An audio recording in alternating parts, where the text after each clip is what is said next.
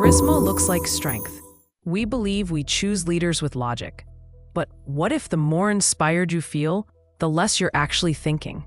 And by the end of this video, you'll understand why the most magnetic person in the room can quietly switch off your rational brain. The real question is simple. Why does charisma make us less critical, and can we protect ourselves from it? Here's what most people don't realize. The word charisma originally meant a divine gift. In ancient Greece, it referred to grace granted by higher powers. Later, religion used it to describe spiritual authority. In the 19th century, Max Weber described charisma as a rare quality that turns an ordinary person into a leader capable of moving the masses. So we grew up thinking charisma equals greatness. But admiration is not the same as truth. And that's where things get interesting. This is where it becomes surprising. When you listen to an inspiring speech, the brain can shift its activity. Regions responsible for critical analysis may decrease in activity, while the so-called default mode network becomes more active. The system associated with imagination, emotion, and internal reflection. Instead of analyzing, you start experiencing. Research led by Anthony Jack showed that emotionally powerful messages can reduce analytical processing while increasing emotional engagement. Charisma doesn't sharpen your logic. It redirects you into feeling. But why do emotions overpower reasoning so easily? And here's the critical piece. Some researchers describe a state of awe, a moment when emotional intensity becomes overwhelming. In that state, people often struggle to articulate what exactly impressed them. You've probably heard it before. That speech was incredible. But ask what was actually said, and the details fade. Emotional overload can temporarily interfere with memory and analytical thinking. You feel moved, but you don't evaluate. And that makes you more suggestible than you realize.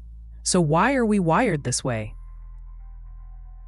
This may be the most uncomfortable truth. Psychologists like Sigmund Freud suggested that humans have a deep desire for strong guiding figures, someone confident, decisive, protective. Modern neuroscience adds another layer. Studies from researchers at Bar-Ilan University found that inspiring speeches can stimulate the release of oxytocin, a neuropeptide linked to trust and social bonding. Oxytocin is the same chemical involved in attachment between parents and children. In other words, charisma can activate ancient trust mechanisms. You're not just listening, you're bonding. But if part of this is biological, does that mean charisma is unstoppable? Can charisma be learned? Now the story takes a turn. For decades, charisma was considered an inborn trait. You either had it or you didn't. But researcher John Antonakis and his colleagues demonstrated that certain behaviors associated with charisma can be trained. Storytelling, metaphors, controlled gestures, vocal modulation, deliberate pauses. These techniques significantly increased how charismatic leaders were perceived by their teams. In controlled experiments, managers who practiced these techniques were rated as more inspiring and influential. Charisma isn't magic, it's amplified emotional communication, and that realization leads to the final, uncomfortable question. Is charisma dangerous? Here's the part we rarely discuss. If charisma reduces critical analysis and increases emotional bonding, it can inspire, but it can also manipulate. You may admire the confidence, you may trust the tone, you may feel certainty, but certainty is not evidence. Charisma doesn't prove someone is right. It makes them persuasive, and that distinction matters more than we think.